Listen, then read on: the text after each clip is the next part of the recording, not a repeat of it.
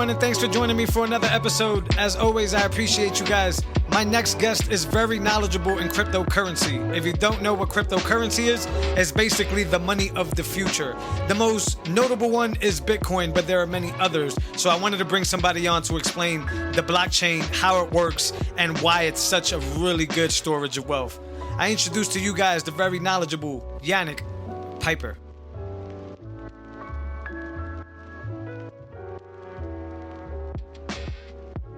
All right, so we're good, man. We're live. Yannik, man, thanks for joining me on the podcast, man. I'm excited about this conversation. Yeah, thanks for having me. Yeah, so Bitcoin. What a hell of a week for Bitcoin. Yeah, man, for sure. The last few days were crazy. Yeah. So before we get into, not only Bitcoin, but the blockchain and cryptocurrency as a whole, why don't you tell the people a little bit about yourself, a little bit about your background and what got you into this world? Sure. So I first got to know about Bitcoin in 2014 when I was doing research for a school project in my economy class. And I've never really heard of the concept before then, but I was very interested in like computer science.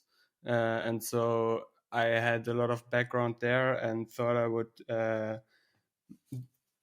do more about that topic on my economy class. And then I learned about blockchain, and I never got around to invest in it because I was still like 16, so I really didn't have money or anything like that. Sure. And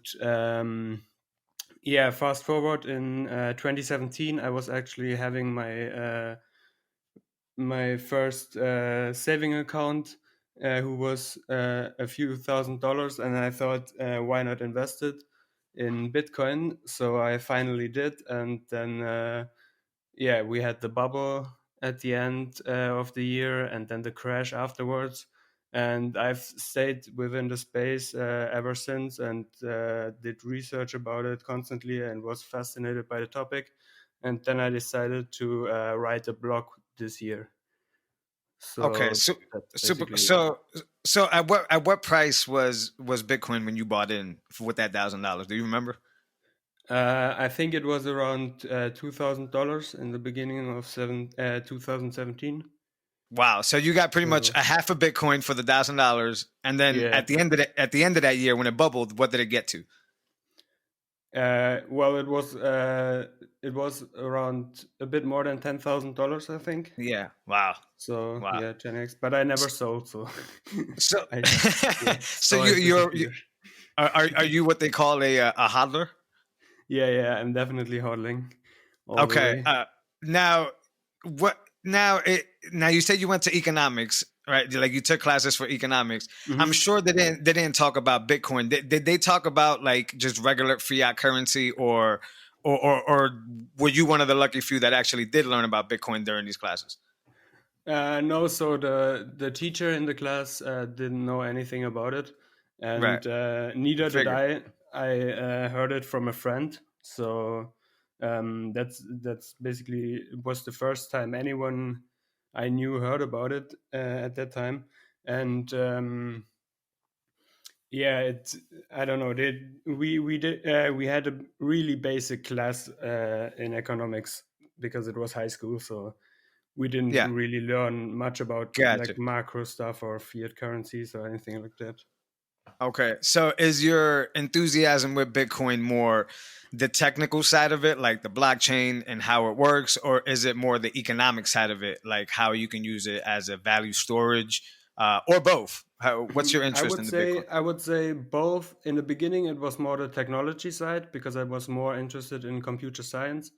But now, as time went on, I learned way more about the economy, and now I'm actually really excited about the store of value aspect and the basically the comparison to gold and other commodities uh, out of the reach for governments or other central authorities.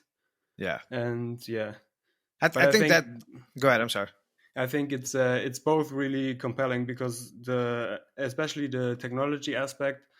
Um, where Bitcoin is basically like the proof of concept.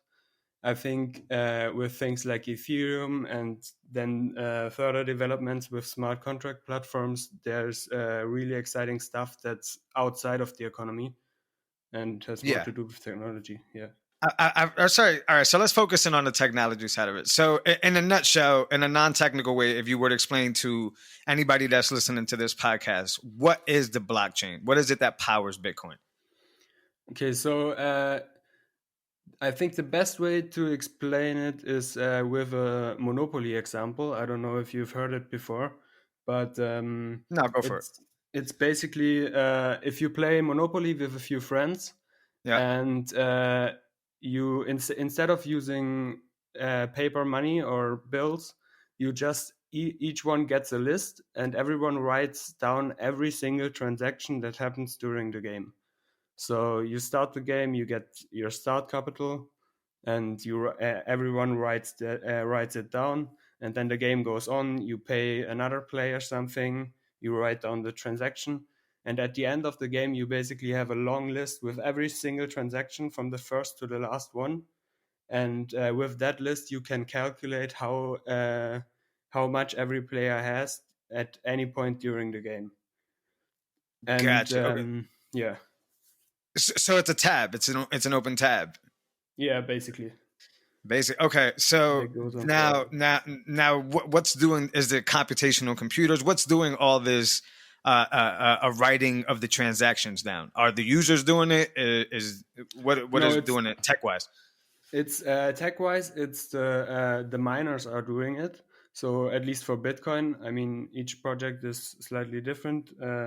But for Bitcoin, it's the miners. They are basically in the process of mining, where they get Bitcoin as a reward. They are basically just bundling transactions that happen in the network and putting them together, and then these transactions get approved by the rest of the network of miners. And once they are approved, they are added to the chain, and then the process repeats. Okay. So yeah. Now in your opinion, because I know there may be more than one answer to this, why is that so important? Why is that process so important of being able to write every transaction down? Well, it's so important because it enables the decentralization of the whole thing. So Oh, it makes it so that you don't need any central authority to know that the list is correct, because the I see. miners are all working together to ensure that. So it's a transparency thing. Yeah, it's transparent, and it's basically the network can't be manipulated that way. That's And interesting. yeah. Okay, so how does Bitcoin fit into that as a financial tool? Because I know you said a little while ago that there's other things being used that the blockchain is being used for, like contracts Mhm. and stuff. So how does that work when it comes to the economy and when it comes to Bitcoin as a money standard? Well, it basically means that no central authority can mess with your money. So basically, anyone that owns Bitcoin, it can't be taken away, and as long as the network is, as long as people use the network, you will have your money, and it can't be frozen, it can't be taken away. You can move to wherever you want. As long as the internet is there, you have your money, and yeah, Yeah, basically okay. immutable. And it's because of the transparency, right? So, an example that I heard before that I like to use is the fact that, my local bank where I do all my banking, they basically don't let me see what it is that they're doing with my money.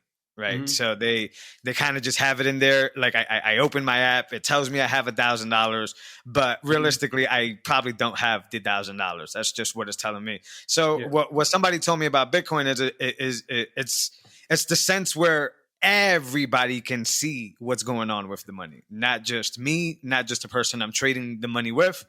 Is that actually the case? Can everybody can see the ledger, see the tab?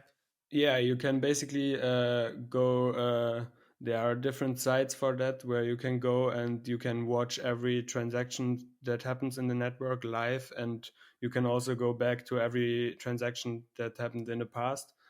And it's basically you can see the wallet addresses, like from Yep. where to where it gets sent. You can see how much and so on. So it's, yeah, fully transparent.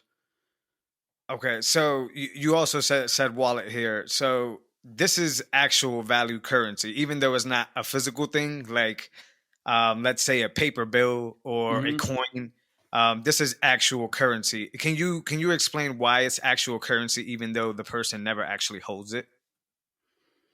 So it's basically, well, it's currency because of the list, basically, because we have the list, and the list says us, or the blockchain tells us who has what.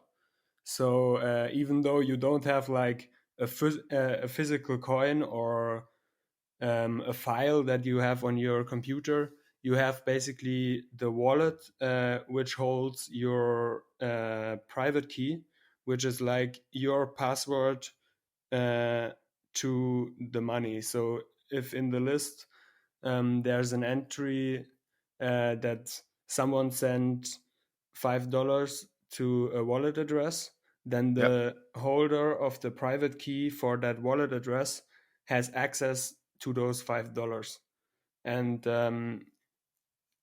he, like, the person doesn't have physical access, but he has the key, and with that key he can decide on whatever he wants to do with the funds on that I address. see. So that's like a good example I like to use. That's like getting money and digging it in the backyard, Yeah, right? basically. Like, yeah, you kind of collect it. So I want to get into the wallets now, if you don't mind, because Hmm. well, let me just so I could catch you up on what I know about Bitcoin, just so you're not just stuck on one half wondering what I know about it. So Yeah. I know a good deal, maybe not as much as you. So I got into the last run in 2017, but I was Hmm. thinking about it as a like a stock. I was thinking about cashing out, right? So Hmm. I put in a Hmm. very small amount. I put about $1,000, and then when it crashed, I immediately took my money out. I mean, Yeah. Okay. I mean, this is small ball, right? Because $1,000, I lost $200. Who cares? I did. So I took the money out. I Yeah. didn't True. understand Yeah. the technology. I didn't understand, the concept behind it, the store value, and all that. So now, fast forward to about October of this year. Uh, I'm obviously looking for what I like to call a way out. And what I Hmm. mean by a way out is I obviously see and the world sees what's going on, when the US government, I don't know what part of the world you're on, but when the US government is basically, printing money at will, Yeah. this isn't just COVID related. This has been happening for a very long time. And the proof of that is that, what my parents and all older people usually say is, I remember when a Coca-Cola bottle was 5 cents. Yeah. Right. And now that same Coca-Cola bottle is $2.50 or whatever it is nowadays. So they don't have to tell me that this is a problem. I can see that it's a problem. Yeah. So I got into it at about October, and then that's when obviously, Bitcoin has had a great year this year, 2020. So it's no secret that that's a great place to maybe put some money in. Yeah. But as I started to go down the rabbit hole, and I met a few people such as yourself, and there's a few others there. Shout out to them. I've noticed that it's a lot bigger than just money. It's Hmm. not about putting money in and trying to get money back out. It's about holding this thing because there's going to get a point where whoever holds this thing holds the most valuable thing in the world. Yeah. That might be a little much. I'm sorry if it is, but No, but that that's may basically what I'm thinking too. So yeah, like I think that's the concept behind a hodler, right? Which is yeah. basically like, hey, I'm going to put this money away. But it's not just money. It's more like I know people keep relating gold to Bitcoin. I understand that that's an old analogy, but to me, it makes the most sense Yeah. I because mean, now, yeah. go ahead. I'm sorry. No, it's go ahead. Yeah, not like now I see my investment as not putting money in and getting US dollars out. Now I see it like I'm collecting trinkets, right? Like gold Hmm. pieces, like Hmm. something that I'm hiding in my yard, and nobody else can get their hands on.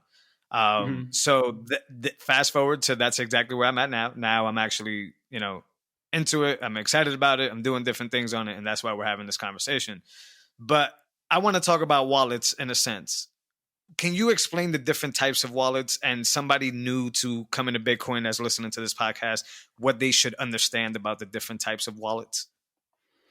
So you can basically the the most important distinctions are probably between custody and or between hardware wallets and wallets you have on your computer.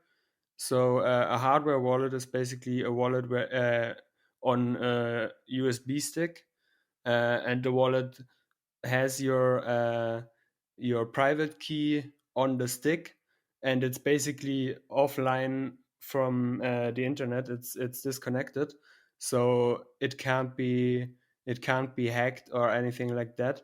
And it's the safest way to store your Bitcoin. And then you have the wallet on your computer, which is more vulnerable because it's connected. Your computer is connected to the internet, so if your private key is somewhere stored on your computer, um, hackers, if they get access to your computer, they might get access to your wallet informations, to your private key. And so you can basically, choose between those two types of wallets.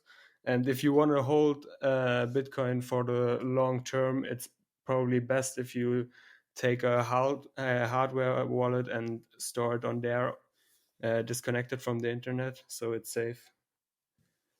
Yeah, because it's sort of like your vault, right? That's the only way. Yeah, Like I learned very early on, well, a few months ago when I started researching Bitcoin again.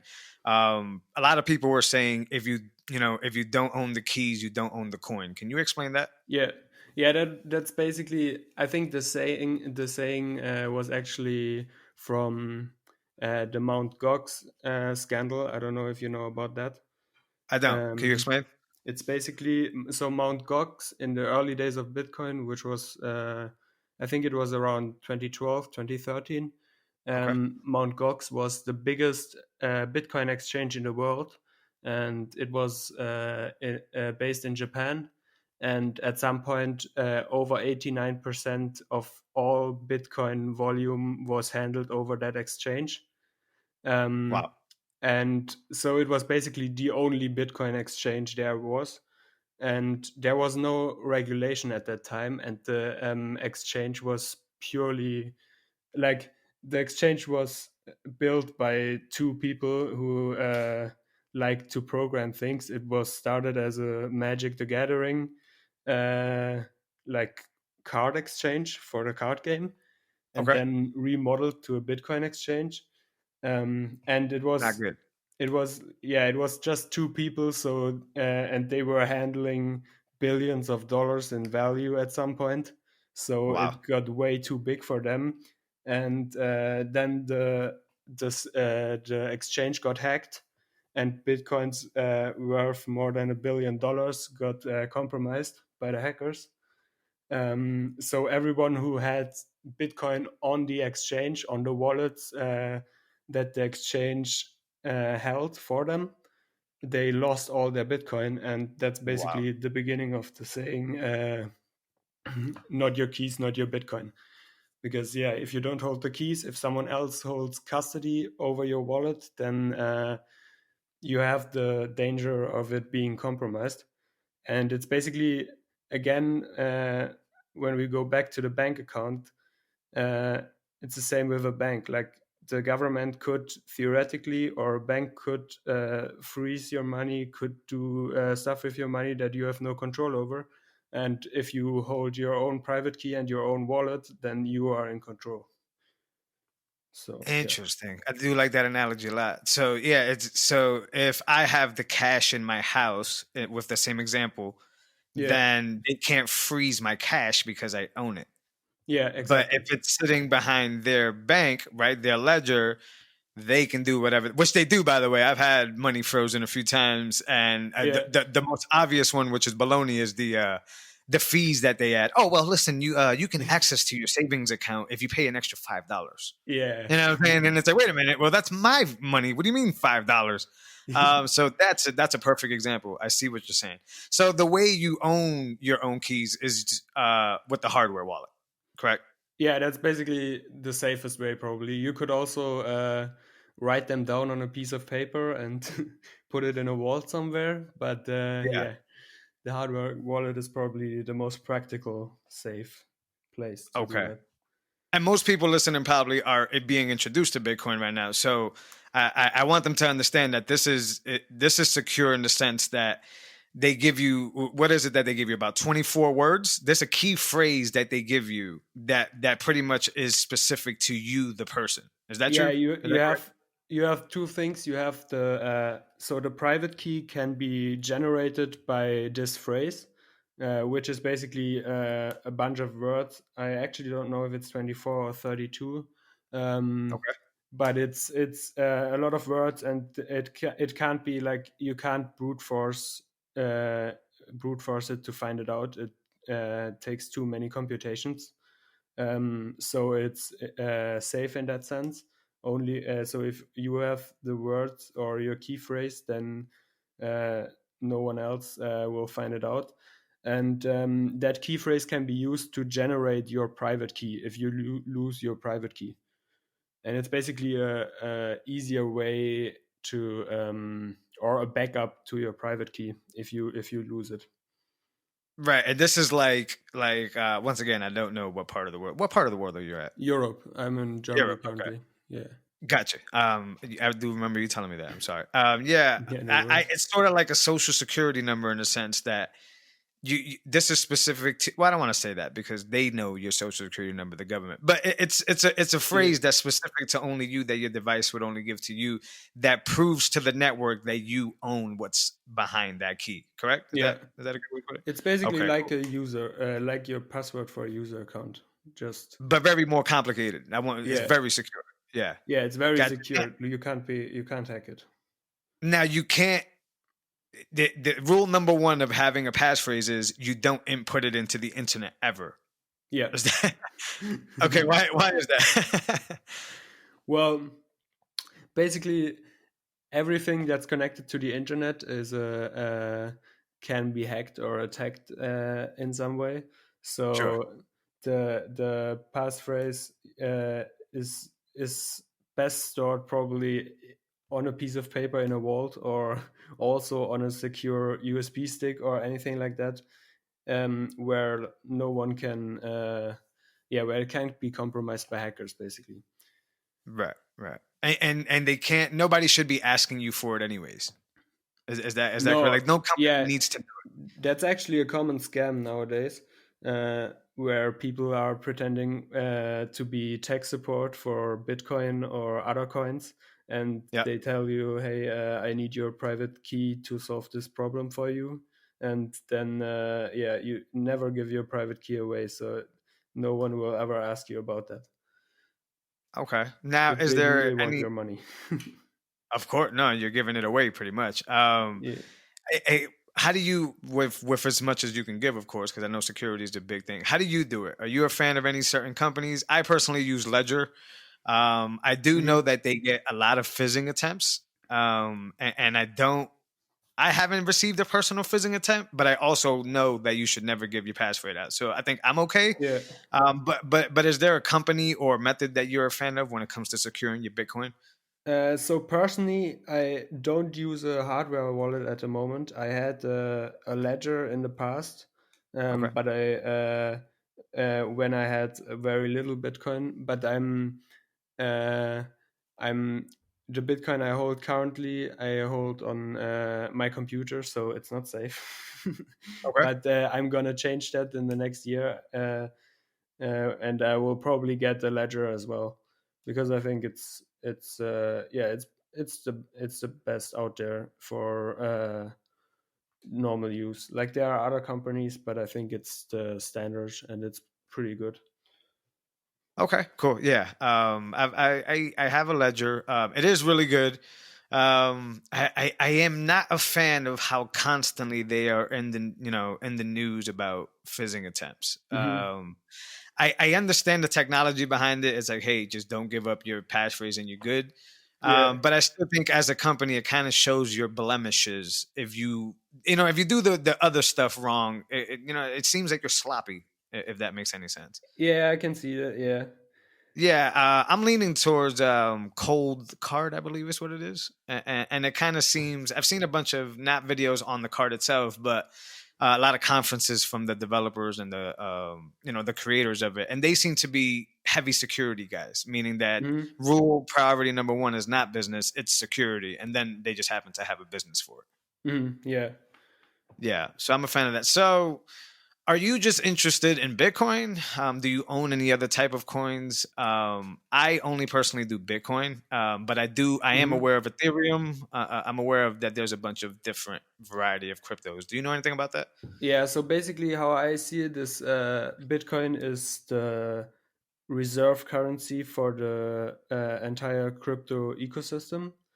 So uh, my idea is basically that the entire crypto ecosystem with all the thousand coins is basically an upcoming parallel economy, and because the smart contract, you have to differentiate between the purpose of the coins. So Bitcoin is basically the store of value. It's where the hodl idea comes from, and especially this year, it's used as an inflation hedge, and often compared to gold. And it's basically just that. It's just you put money in, and it's just a store of value. And then there are things like Ethereum, which is a smart contract platform. And the idea there is more that it's more in the direction of medium of exchange, in the sense that it's it enables decentralized applications. So you have basically, in the same way we have the blockchain for Bitcoin, you have the same technology for Ethereum, but they have these things called smart contracts, and they are basically self-enforcing contracts. So if you think about a normal contract in the traditional financial system, then it's basically enforced by the government. And on Ethereum, it's basically it's a technology that enables contracts to be enforced by themselves, by code, because they are also added to the blockchain. So you don't need a central authority to enforce the contract, because the contract is enforced by the network of the blockchain. Oh, And that's interesting. yeah, So that that's out of the scope of money. Now we're talking about data, information, yeah. sales. So we're moving to a completely different.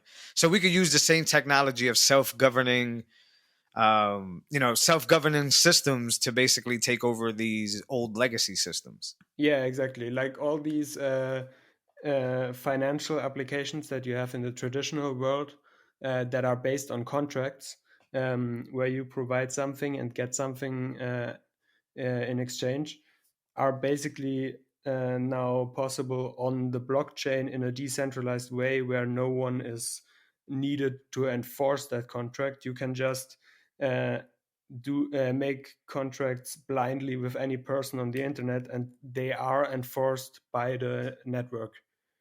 So it's Wow. basically, yeah, a trustless way of doing these financial transactions. So when you're investing in a different type of cryptocurrency, you're not necessarily investing for money. You're investing in the technology itself. Yeah, I think y- so. In Bitcoin, it's basically like you're investing in gold. You're investing for the money. But if you go to Ethereum, you're more investing in the platform itself, in how many transactions are going on in the platform, and how many people are going to use it. Um, and Interesting. then there are like these tokens which are built on top of Ethereum, and those are basically, most of the time, they are governments tokens. So Okay. if you hold the token, you basically have a stake in the application, and you're part of the government process of that application. So it's similar to when you hold stock of a company. I um, see. Okay. and yeah, it's less of a currency in that sense. Oh, that's interesting. So, is there any industries that you know of that are taking advantage of Ethereum? I've been really focused on Bitcoin. I haven't even paid attention to any of the other stuff. Yeah, so at the moment, Ethereum, these smart contract platforms, especially Ethereum, because it's by far the biggest one, um, they are still in their beginnings, I would say, because, Okay. well, first of all, they started like Ethereum was built in 2015, so or 2014, I think. So it's 5 years older, younger than Bitcoin. And Okay. the thing is, Bitcoin don't it doesn't need to handle that many transactions as Ethereum. So Bitcoin has around 7 transactions per second, I think, and Okay. that's, if you compare that to a system like Mastercard or Visa, which handles like 1,400 transactions per second, then Wow. that's not enough to like handle complex financial applications. Sure. You need way more. And with Ethereum, it's the same thing. Ethereum has 14 transactions per second at the moment, but they need to scale, and they need to get to a few thousand. And that's what they are doing currently with Ethereum 2.0, which is an update that will take around a year until it's completed. And after that, the network will be able to handle thousands of transactions per second. But it still will take a long time, and especially this summer. Um, I don't know if you know anything about DeFi or decentralized Not finance. much. Yeah, I just know the term name, but I don't know much about it. Yeah. So those are basically the beginnings of these decentralized applications in the finance sector. Uh, they are mostly like lending and borrowing at the moment. Um, Basically, smart Okay. contracts where you can, yeah, provide private loans to people on the network and stuff like that. And they had a real boom this summer. And during that boom, the network was congested like crazy. So you had way too many transactions. The fees were, uh, I know I had one transaction that had a fee of over $100. Oh wow. So it was, yeah, it was way too much for Ethereum to handle. So Wow. it's still very early on there, and I guess it will probably take another few years until it's scalable enough so that these applications can work on a bigger, yeah, in a bigger way. Yeah. Yeah. To be able to serve more people, basically. Yeah, Yeah. I see that. Now, I don't know much about Ethereum 2.0. You just, basically taught me that that it was basically to scale more payments, which is yeah. something good to know. But if we swing back to Bitcoin, I've been getting myself into the Lightning Network. And Hmm. if I'm not mistaken, the Lightning Network is aiming to serve the same, to Hmm. solve the same problem for Bitcoin that you just explained with Ethereum 2.0. Yeah, And it's basically to be able to turn 7 transactions a second into endless amounts. yeah. What do you know about the Lightning Network? Do you know about the Lightning Network? Yeah, so the Lightning Network is basically a second layer on top of the Bitcoin network. If you Okay. imagine the blockchain is the base layer, and the blockchain is highly secure because um, everyone everyone that's part of the mining network has to look at every transaction that happens in the network, Yeah. and because of that it's highly secure, but it's also slow because every member has to process every transaction, and that makes it so that you can't really do microtransactions like people originally thought that they would I don't know, pay in supermarkets or at Starbucks with Bitcoin. But that's not really possible. So the Lightning Network is basically a layer on top of that where you have um, a payment channel. So if you wanna basically send Bitcoin to your friend Yep. in little amounts, you can make a payment channel between you and your friend, and you put, I don't know, let's say 0.5 Bitcoin in on your end on that channel, and then you Yep. can send microtransactions through that channel with your 0.5 Bitcoin. And the transaction that happens on the main blockchain is one transaction with 0.5 Bitcoin, and all these microtransactions are less secure because they don't happen on the main blockchain, uh, but they happen on the new payment channel that you built. I see. And Now, yeah, this is exactly what you were talking about earlier. Now, I could correct me if I'm wrong on this. So this is pretty much that same monopoly ledger that you were talking about. So, yeah, so let's say that me and you opened up a channel on Lightning. hmm, The system is basically going to allow us to have a start of this much amount of money. It writes down every single time you and I have done something, and then when yeah, we walk away from that channel, it basically records it. Is that correct? yeah. So Yeah. yeah, you have basically, and but the you you have it. It's a bit annoying to create a new channel every time you want to transact with someone. Okay. And to solve that, they also enable you to send your money through other channels. So basically, if I want to send a friend of you Bitcoin, and you have a channel between you and your friend, and I have a channel between me and you, I can send it through you to your friend, which God. basically makes it so that it can scale, and you don't have to build new channels every time you want to transact with someone. So like a mesh network in a sense. Yeah, Yeah. So basically. this is promising because it solves the problem of what having to record every single transaction that comes in. So this basically only records when you start the channel and when you close the channel, right? Yeah, it's the transactions that are recorded on the main blockchain are only the amount that you put from your wallet or to that channel. Like it's basically just one transaction in the beginning and then one at the end. Yeah, Okay. So into every channel. that's going to allow the main channel, the main blockchain, to basically not have to handle so many different puny Like if I'm Yeah, sending a thousand sats to somebody's comment online, yeah, or on Sphinx chat, I definitely don't want to pay fees to get that recorded on the blockchain. yeah, exactly. And it's also not that important that it is that secure because it's only a few dollars or cents or yeah. So Yeah. it can be less secure and faster.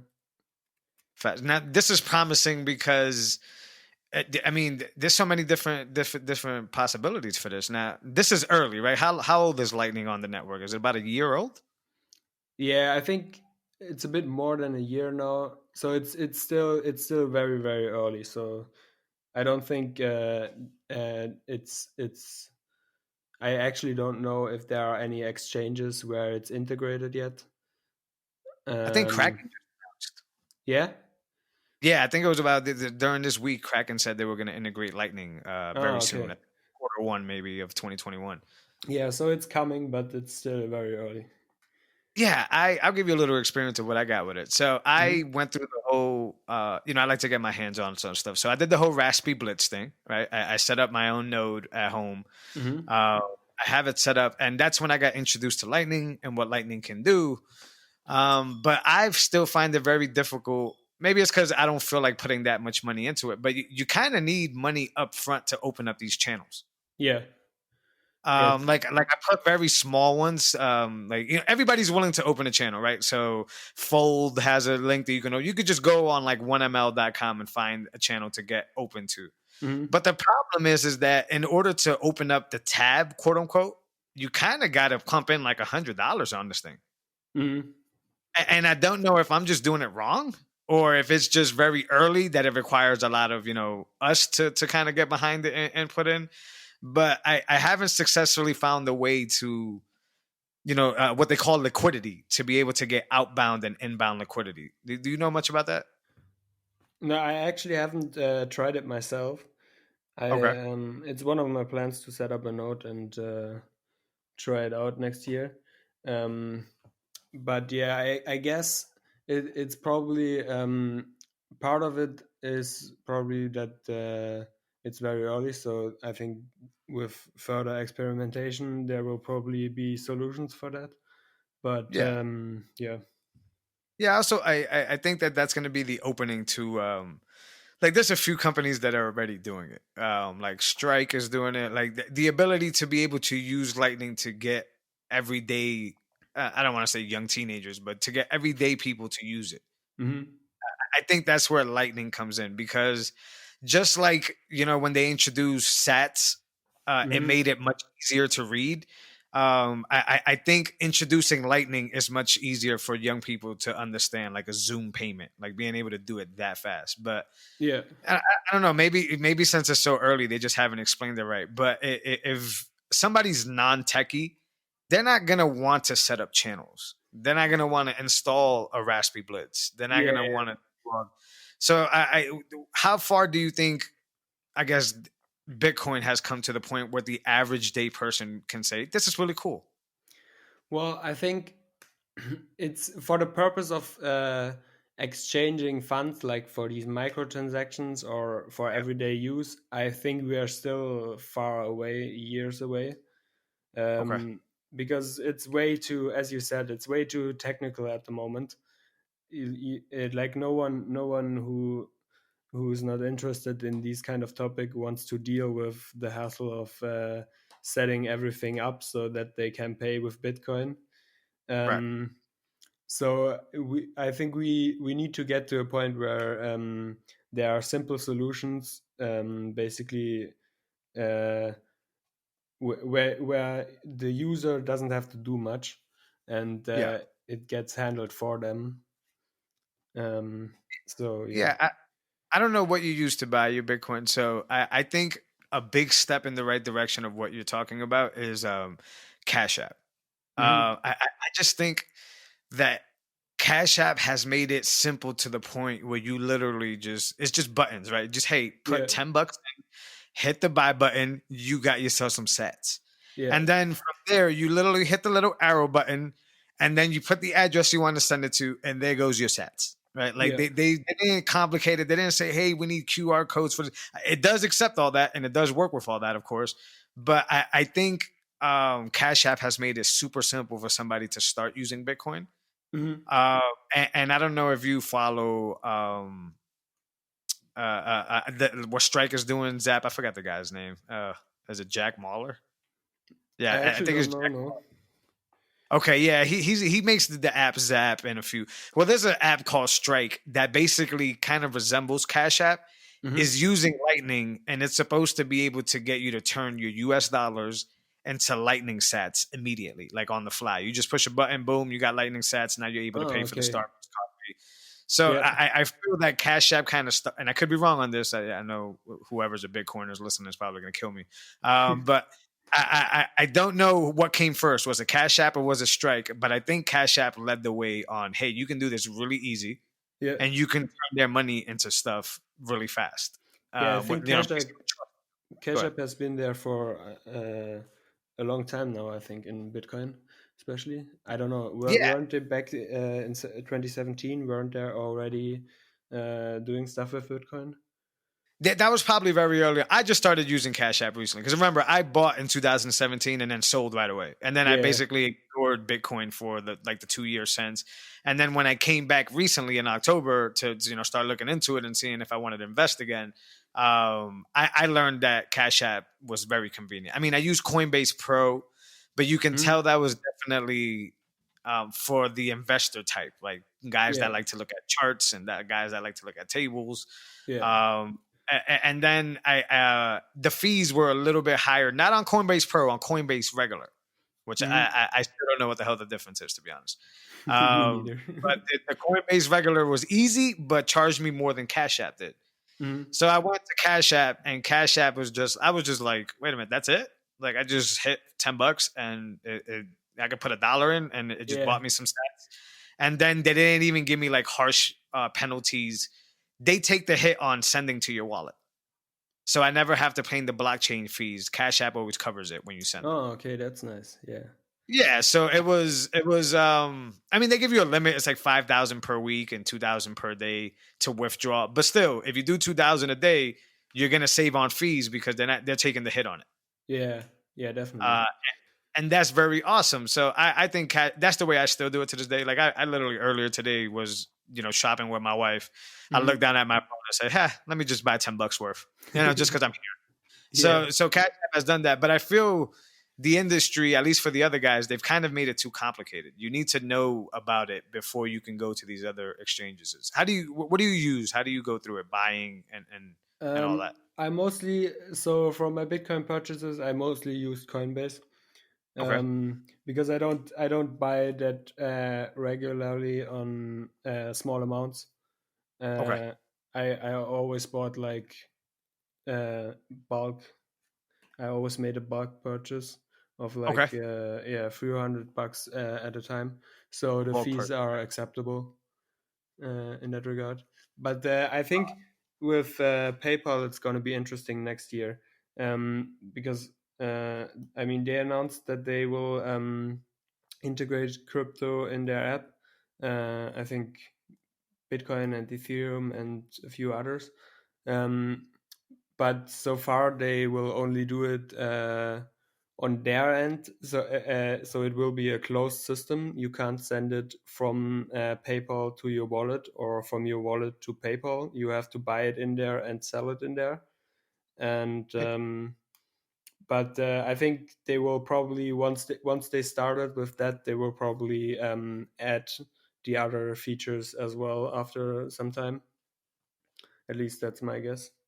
I hope so, yeah, because I find two things good about that, right? And well, I find one thing good and one thing bad about that. Good Hmm. that they're introducing it because we all been using PayPal since whatever, like early two Yeah, thousands, right? We've been on PayPal so the network is huge. yeah, So if one day I'll be able to say send you, $50 in PayPal and it on the fly, translates it to crypto for you or whatever or Lightning or whatever it may be, really cool, awesome. hmm, But as we talked about earlier in this conversation, the very important part of buying Bitcoin is to be able to send it to your own personal wallet. yeah, So it kind of seems like they're kind of cover like smoky mirrors. So what they're basically doing is, hey, you're buying us Bitcoin, but we are just giving you back the cash value of what you put in. yeah. They're basically taking like everything that's good about Bitcoin and removing it and giving you Yeah, giving you the same thing that you have with your bank account. But exactly. They control it all. yeah, but I think that will probably change. I guess that's only their. They will probably only do it at the beginning to get comfortable with how everything works, and then once they are established, they will probably move further along. Well, I hope so because I'm gonna tell you what, Cash App is gonna eat their lunch. Yeah, if they If I don't could do just it, pull out the app and hit the button real quick and send it to my wallet or send it anywhere on the fly and they take the hit, I don't care what PayPal has to offer. They yeah, need for to, sure. yeah.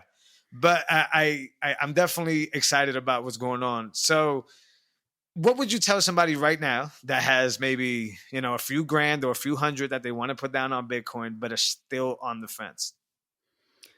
Mm, so I would I would basically say the easiest way to look at Bitcoin is the comparison to gold and the store value argument at the moment, at least, um, because it is the only decentralized money network that we have, and it's basically the first time that you can own property on the internet and no company or no authority has to take custody for your property, but you can own it yourself.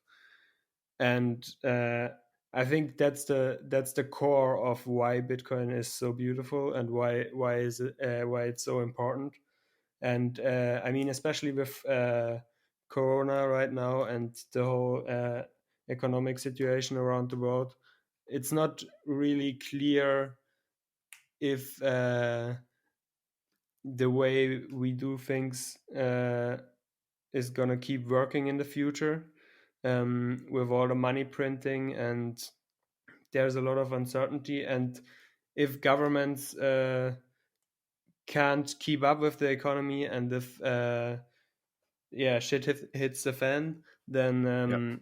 it's definitely best to have some Bitcoin on your side, because you are going to be able to do with those Bitcoins whatever you want, and no one can say anything about it.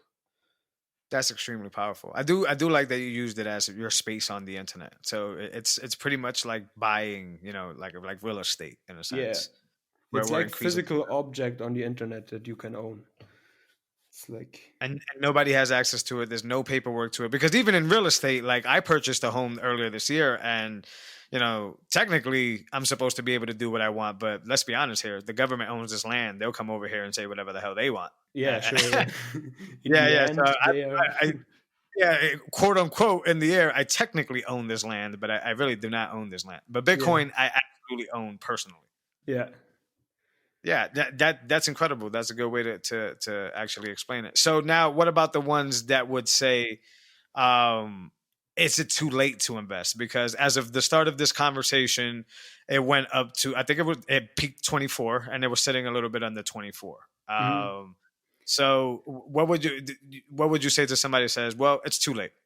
Well, the first thing I would say is that if you go back on old blog posts on bitcointalk.org, the Bitcoin forum, then you will find tons of people that asked exactly that question when Bitcoin was at $10. So at the first few bull runs at the end, everyone asked that question, and there always came another bull run afterwards. And I would say it's by far not too late to invest or buy some Bitcoin, um, especially if you think about the market cap of the whole space, which is still like half a trillion, and which is peanuts compared to everything else. Like Tesla is half a billion at the moment, and Yeah. Bitcoin is smaller than Tesla. And if it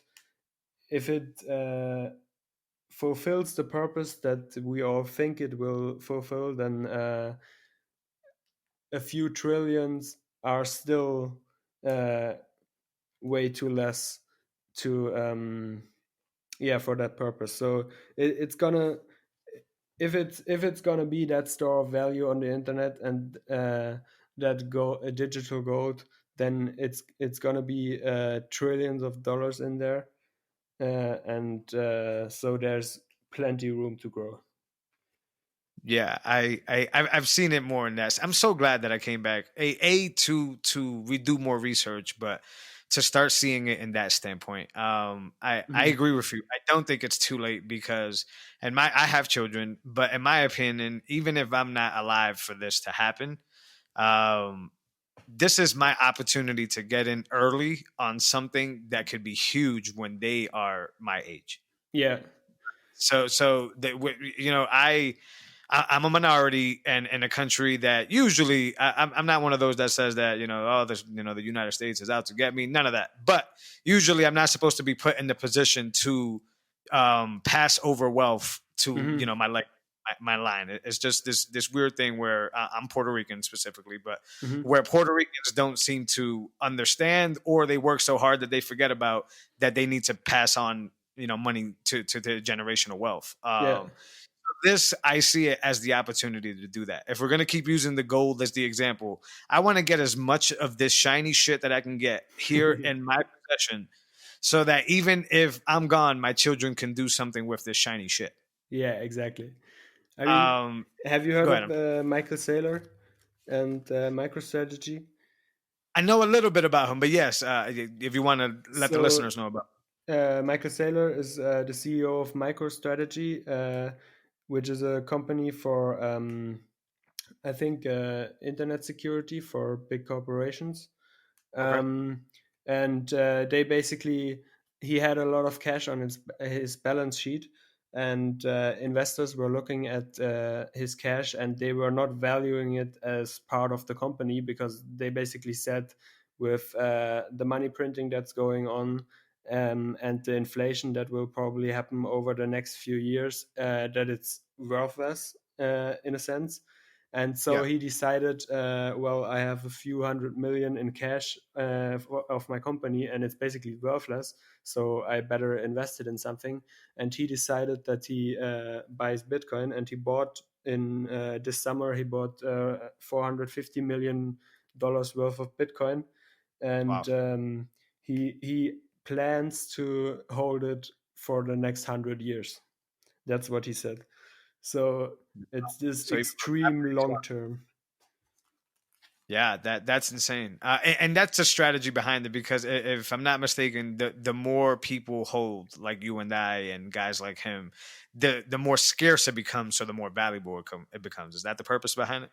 Yeah, basically, I mean, you have this hard cap of 21 million, and the more people buy, the less coins there will be. So at some point, if there are no more coins left and everyone is buying, and the demand is getting too high, then the only way to make the system work is if the price goes up.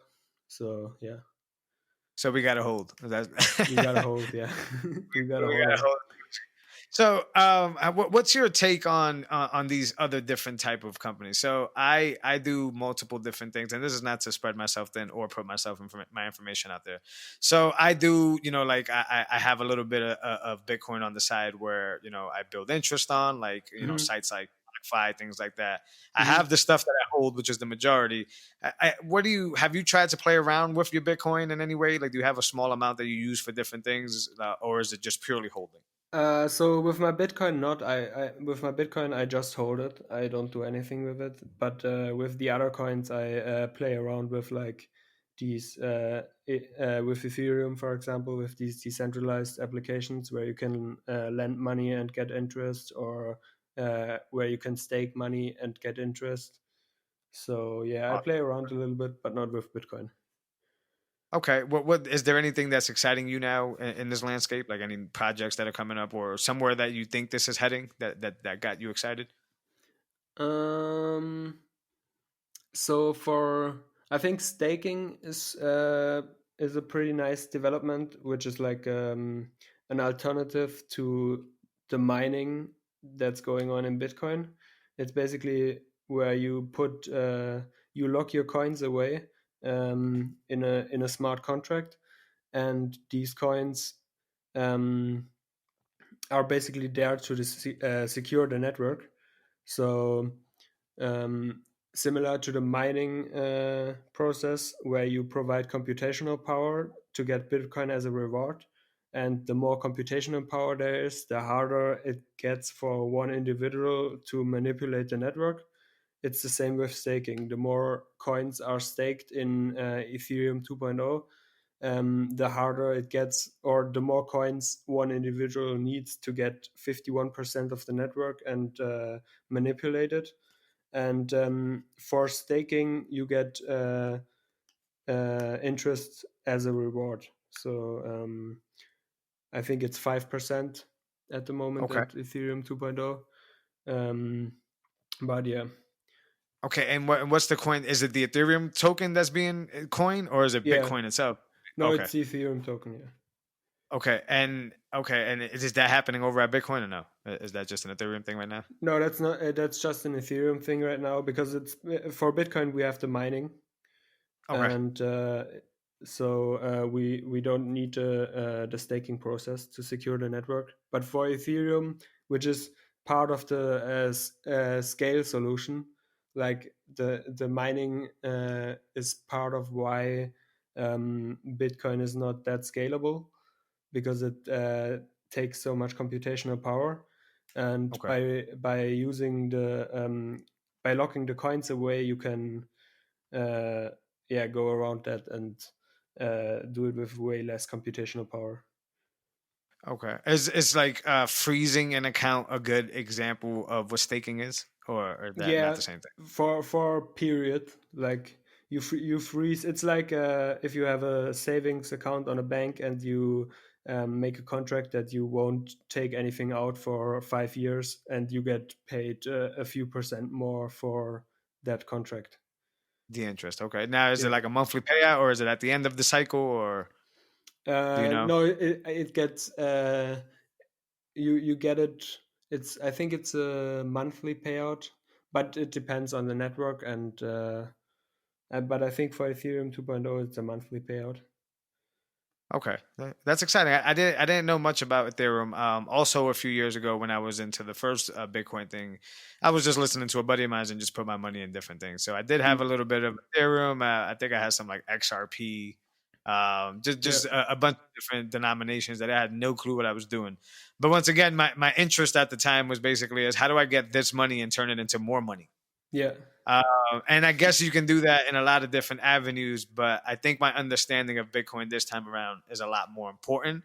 And I think it's a lot more revolutionary, right? yeah, It's like, look, I'm investing in this technology. I'm not expecting to get this money back anytime soon, yeah, but the reward of delaying the gratification and not getting this money back anytime soon is that somewhere down the road, either me or my children are going to have a ton of wealth. yeah. It's beyond speculation in a sense.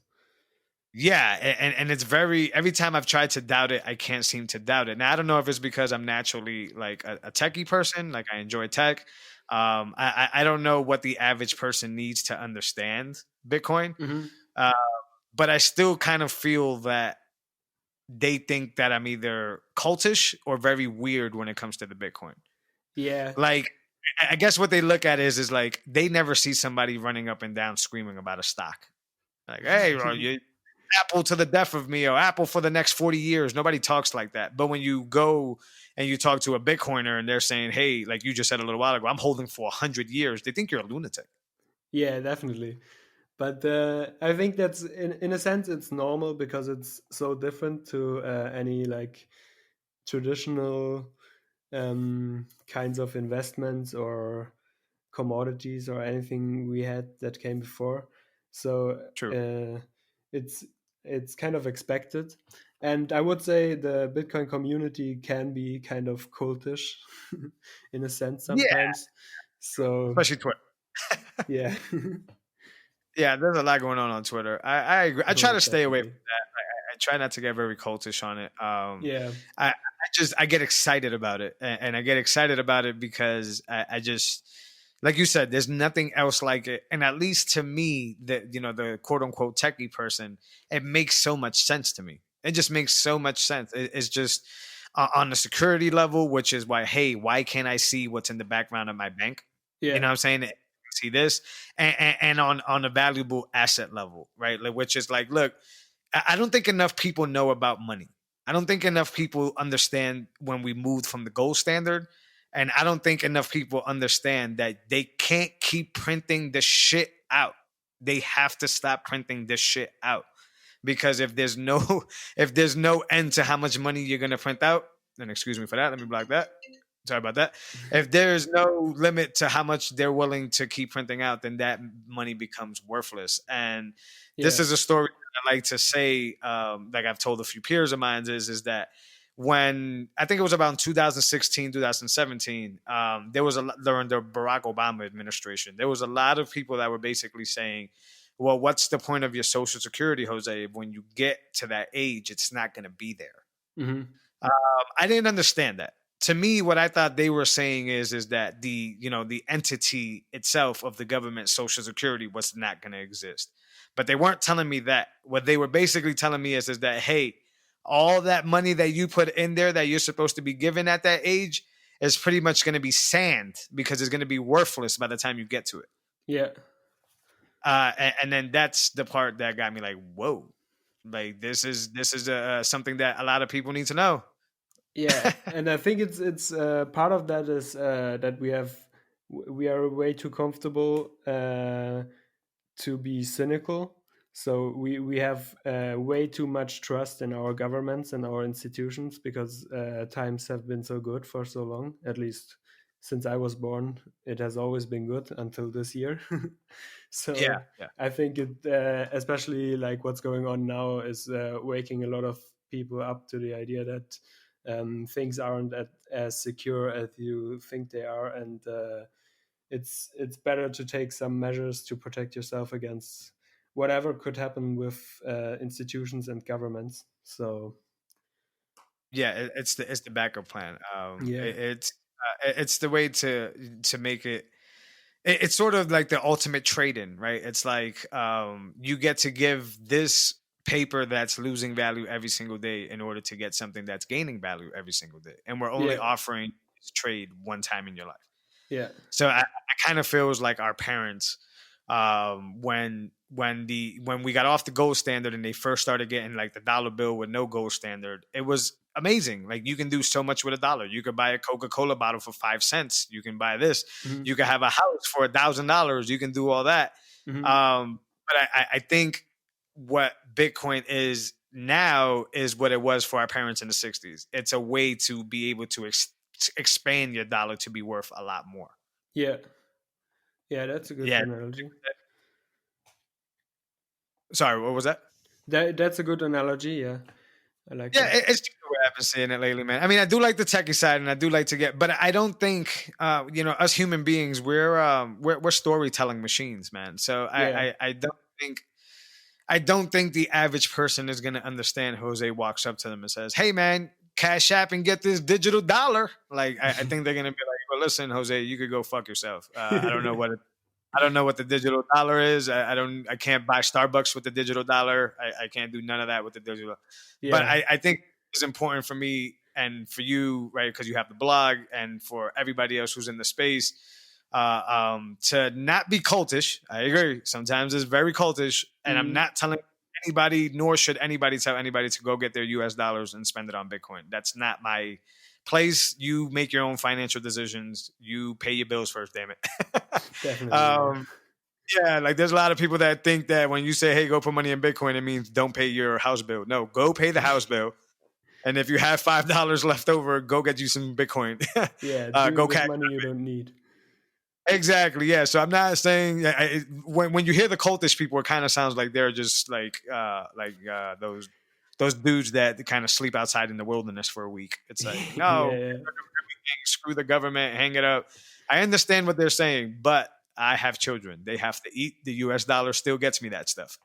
yeah, So, but I do think that we need to tell the story to people of, hey, if you understand the value of things, if you understand the seashells, if you understand the original gold coins, if you understand why things are important to people, you need to understand that it needs to be a limit to it. hmm There's no way you can continue to make that and expect me to be worried about it. If you can continue putting millions of dollars and giving me loans every time I want the loan, I'm not worried about where I'm going to get the next loan because I could just walk into a bank and get another loan. yeah, But if you tell me, "Hey, Jose, you have in 60 years you can only get 3 loans. You better choose carefully." Then Jose is going to do his homework, and Jose is going to earn his money so he doesn't have to use up his 3 loans. hmm And that's just me babbling off the head. But I think I just have to explain to people in a different way that we can't, like you said, we can't be comfortable with the fact that our toilet flushes and we get to brush our teeth. yeah, We have to understand that at any moment that can be taken away. yeah. Definitely. Yeah, cool. So the blog, you like to, you said you like to write. I've read a few of your blog posts. They are really good. What is it that Thanks. you aim to serve with the blog, and where can people find this blog? So I actually switched from my website to a Substack newsletter because I think it suits what I'm trying to do better. Um, Awesome. I need so that I, link. Go to the yeah, I'll website, send right? you the link later. Please. Um, and I write a newsletter every week about everything that went on over the last 7 days, from what institutions did in the crypto space to all the tech developments and stuff like that. And I also try to break down concepts like blockchain into simpler, smaller pieces that anyone can understand without a technology background or computer science background. Um, and yeah, that's basically what I'm trying to do right now, and we'll see where it goes. You want to educate people, basically. Yeah. Yeah. Yeah, man, pretty cool. Now the Substack, where can anybody go get it on the internet? Is there a certain site for it, or So my Substack is on cryptomadness.substack.com.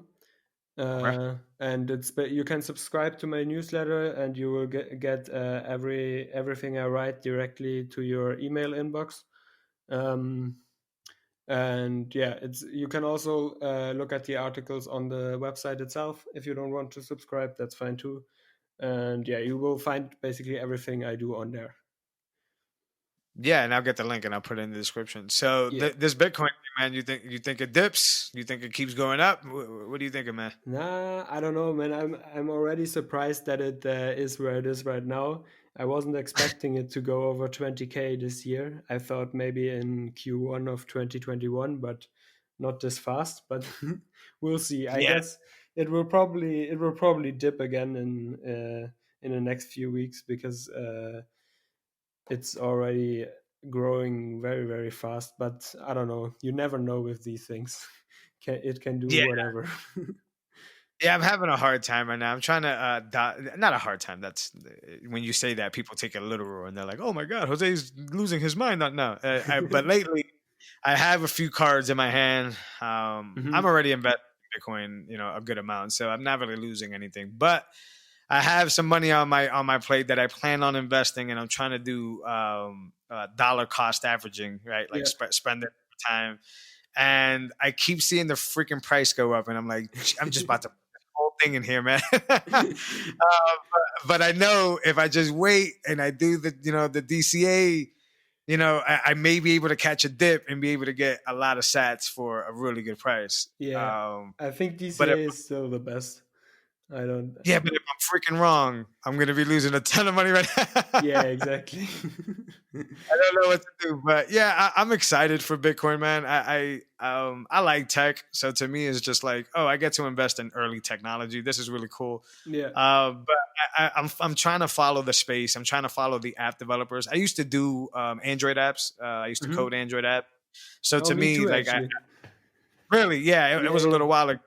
Um, and I'm a big fan of what's going on in the space, and I know what these app developers are going through, and they get their hands on things like Lightning and all that stuff. So I'm very giddy for them. yeah, But I think it's big. What type of apps did you used to do? Just for fun, or did you work for yeah, yeah. somebody? Or No, during high school, I had like a small. We set up a small, like, I don't know how, a small company basically, yeah, and we just put out drinking games and stuff like that. yeah. So like small little things. Did you have any success with it? Yeah, I had a drinking game with like 10,000 downloads, but Oh, yeah, that yeah. was our best thing. It was just a hobby for me. I did Yeah. well. I did a few apps. My best app was I'm a journal. I like to journal a lot, so I made Hmm. a journal, and I was very proud of how I was able to use. At the time, was like the launch of Android Jetpack, so I was able to Hmm. use their new APIs and their new framework to be able to store in the database and query the database. And do these things. So I was very excited with the app. It wasn't beautiful, but it worked really good. You were able to insert images. I was able to use their camera APIs. I was happy about that. Yeah.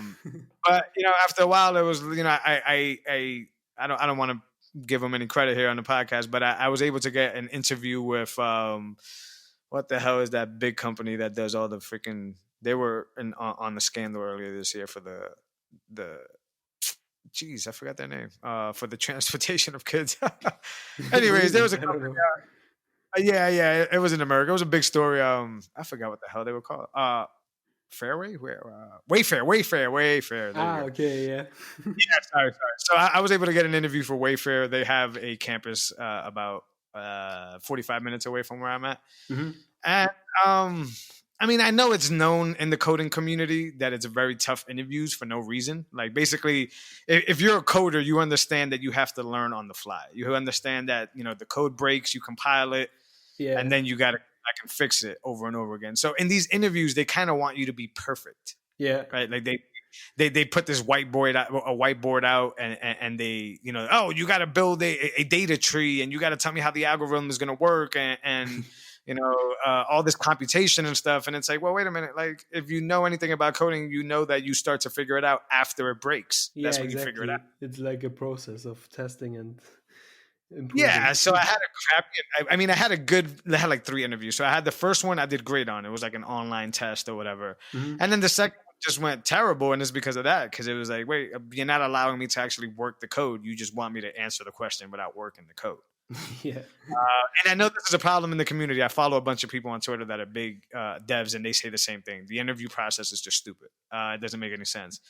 But Yeah. that was enough to turn Jose away. I was like, you know what? Yeah, like I either go freelance and like you did, make apps for myself and hope people buy them, Mhm. or I try to get into one of these big companies and just learn from other developers and stuff like that. I was never able to break in, so I lost interest in it.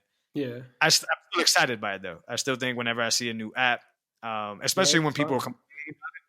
like when people are like, "Oh, this app is buggy and it's trash," I always think like, "Oh, if you realize how difficult it is to get an app." You wouldn't be complaining, especially like on all Android devices, like the screens, the orientation, Yeah. yeah, all that. There's so But much yeah, shit going on. So. go ahead. I'm sorry. No, I just mean there's so much stuff that goes into building something like that bugs are as expected. They are not like out of the ordinary. No, yeah, but people don't understand. I don't know if you've seen what's going on. I don't even know if you're interested in video games, but what's Yeah, going on definitely. with Cyberpunk Oh and yeah. that whole. It's like, people are so entitled, man. Like, these guys no longer have to build for an Xbox 360 and a PS4 or 3. These guys are building for those two consoles. They're building for computers. They're building for the new generation consoles. They're building for like Google Stadia. This is not just one version of the game, and Yeah. these people buying this game are just going nuts on them. Yeah, and especially I think they also said that it's not really ready to be published, but they got pressured by the fans so much because they delayed it a lot, so they kind of had to, and now everyone is complaining that there are a lot of bugs. It's like, well, you asked Just a for it. bunch So. of divas. Yeah, just a bunch of divas. Yeah, I had a buddy of mine who asked me. I'm playing it on Google Stadia. I don't have the new console. I have TVs for that. Google sent me, because I'm a YouTube Premium subscriber. They sent me a Mhm. free. So Oh, I was like, hey, nice. listen, this thing is free. And they had an offer where if you buy Cyberpunk on Stadia, they'll send you another one for free. So Nice. I was like, this is a no-brainer. I'm getting 2 consoles in the game one time. So I bought the game, and it's running great. I mean, I run it Mhm. on my laptop, I run it on my phone, I run it on my big screen, and I interchange rooms back and forth, and it's running awesome. I don't see the bugs that people are talking about, and I feel really bad that people are going through shit. Yeah. But I also think if the company already came out and said, "Hey, we're gonna patch all this stuff for you. We're working on it. We understand it sucks," you should give them a break. Yeah, definitely. Especially like you said, you rushed us to get this shit out. Yeah. You It's push just, it back. anyway, I'm just ranting, Yannick. It's just that's. So I how's know. COVID over there in Europe? Before I let you go, man, are you guys doing well? Are you guys hunkering? You're in Germany, you said. Are you guys Yeah. hunkering down? Lockdown? What's going on? Well, at the moment, it's we are in like extreme lockdown again. So Really? everything's closed. Yeah, yeah. Because it started like in the summer, it was fine. We had lockdown in spring. Then we had an easy summer. Like I even went to Spain in the summer. So, but Oh, nice. now it's back to lockdown times, and stores are closed. Everything except supermarkets, bars, clubs, and you can't go out without a reason. And yeah, I don't That's know. very. It's Man, still the numbers are go ahead. still increasing. So I don't know when it's gonna stop. I guess it will probably take another few weeks. But yeah. Yeah, are you guys doing the vaccine? Is that starting to roll out for you guys, or? Yeah, I think it's I'm actually not sure. It should start December. I don't know if it already started or if they will start it in the next few weeks, but it will slowly roll out to the like um yeah, to the most affected people first, like older people and yeah, with compromised lungs and stuff like that, and then it will go to the rest. But yeah, it's starting. Yeah. Now, how do you feel about the vaccine personally? I don't really know. Like I don't like. I would definitely get it. I don't have any kind of problems with that. Um, So you're and not worried about it. You're not. no, not You're good. really. I'm Yeah. fine, but I haven't looked into it. But I don't think I can look into it because I'm not a doctor. I have no idea Right. about anything. I'm very nervous about it. I work in healthcare, right? So I'm a Yeah. frontline individual. Yeah, during my day Hmm. job, I work healthcare, and I they're not forcing it on us. They've already announced that they're starting to hand them out.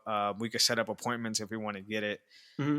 but they're not forcing it on us. They're just saying it's up to us, which is fantastic. I used to be very wary about it.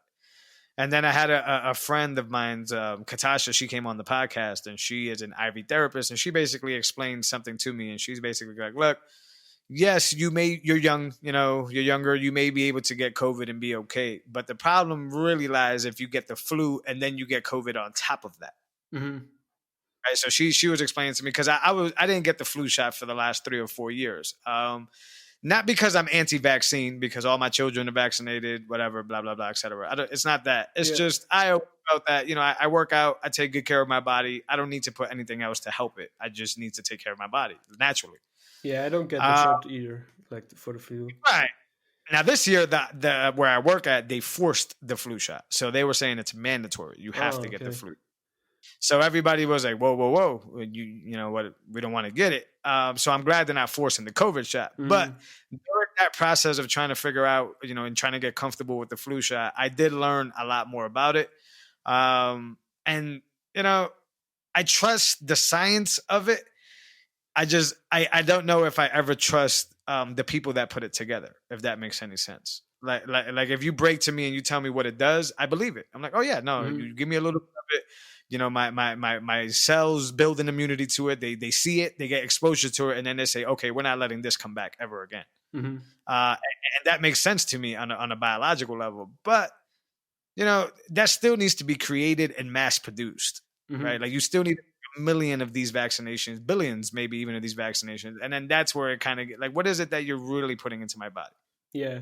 Like how are you getting this to, like food has, and this is not to go down a different rabbit hole, but you know how food has, like preservatives to make it last longer on the shelf. Hmm. So what is it that you're putting in this vaccination to make it last long for you to get it to me, keep it in the store, Hmm. keep it in the inventory, give it to me, and then put it in my body? You have to be putting something else besides the cure, quote unquote. Yeah. So that's where I'm at. And I know that's a rabbit hole, but Yeah. Yeah. I don't know. For me, it's just I trust them enough to the point where I don't think it's dangerous. But I think they definitely shouldn't force it on anyone. I think it should be something you do voluntarily, because as soon as you force it, then you will have a lot of other problems, outrage, and whatever else there might come. So. yeah, I agree. How are people over there in Germany with the mask? Over here, it seems to be like a very touchy thing. Like, same thing. If you tell people what to do, they hate to be told what to do, Mm, and they start. So now you got these people that are just like, "Fuck the mask," or "I'm not putting shit on." You're taking away my rights to whatever right they want to yeah. do. So how is it over there? Is everybody more easy with the mask, or is it the same shit? No, it's pretty much the same shit, I would say. Like we also have protests against mask wearing and stuff like that. Um, which for me personally, I don't really understand any of it. Like I get that it's not uh, it's not cool if the government is taking freedom away from you, whatever freedom that might be. But wearing a mask is also not really a problem. Uh, Right. so I don't really see the point, but yeah, it's going on here too.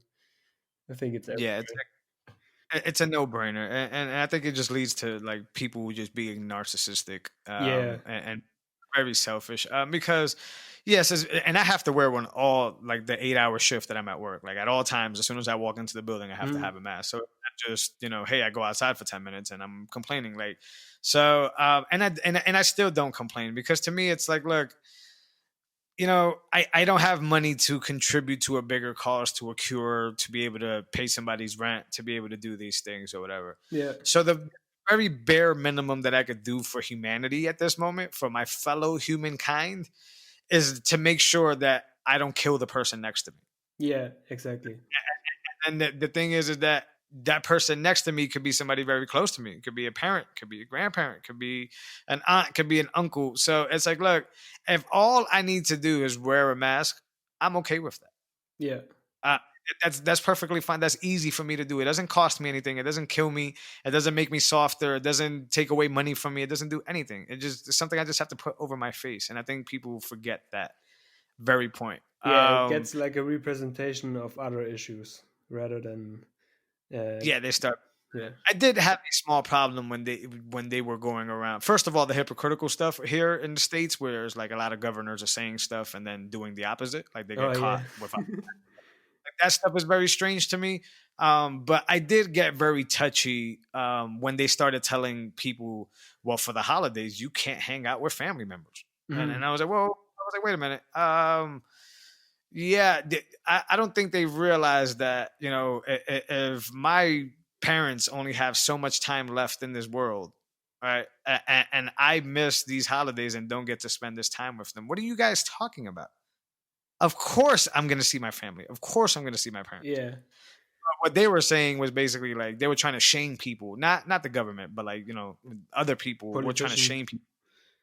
Yeah, they were just basically trying to tell us, like, I heard this thing going around where it was like, Thanksgiving at your mother's, Christmas in the ICU or something weird like that. I'm like, wait a minute. Like, what the fuck are these people talking about? Like, yeah, I'm going to be safe. Yeah, I'm going to look out for their best interests. And I'm going to ask them if they're okay with me even being there. But if all those check green light, I'm going to my mother's house and I'm going to have Thanksgiving. Yeah, definitely. And I think they were telling people not to do that. And that's the part that I got a little touchy with. I was like, wait a minute, I'm not outside. I'm not causing any mayhem. I'm not, fighting anything. I'm still wearing my mask as I travel. But now you're going a little bit extreme and telling me that I should stay away from dear close family. Mm-hmm. That I thought it was very strange. But that's just me personally. The mask thing is no problem whatsoever.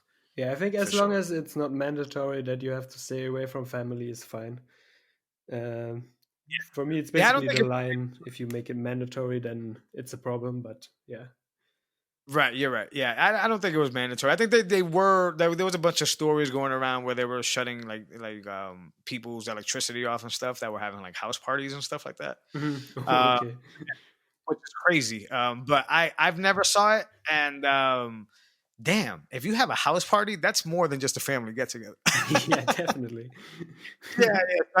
People, they feel victim. Oh my God, they shut my party down. Oh no, I was just hanging out with family. But it's like, hey, listen, if you have 15, 20 people in there, that's not really a family get together anymore. Yeah. Yeah. But anyways, Yannik, this was incredible, man. I'm so glad you answered the call. I appreciate the conversation. We could go on forever about this stuff. I will grab that description for you. So people could join your Substack. But what I find what you're doing super important is what we were talking about a little while ago. We need to educate, and not just, I say we, like if I'm a part of this massive movement. I'm not. But I have noticed from somebody who has been on both sides that it is very complicated for the average person to be able to pick up Bitcoin, mm-hmm. to be able to understand crypto, and to be able to use it to change their life. And I think your role is very big. And other people's roles are very big because you're the education. You're the one that's going to tell people why this is important, man. And I appreciate you for that, man. Yeah, man. Thanks.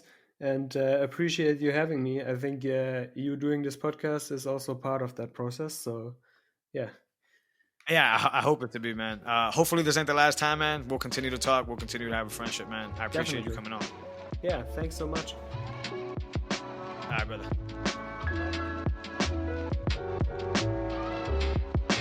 As usual, I hope you guys got as much as I got out of that conversation. Now, if you haven't looked into cryptocurrency and you are an investor, so you have enough, extra money besides your daily bills to be able to invest, I highly suggest you look into cryptocurrency. It's definitely a fast-moving asset. It's very volatile, but it has a freedom attached to it that you guys should look into.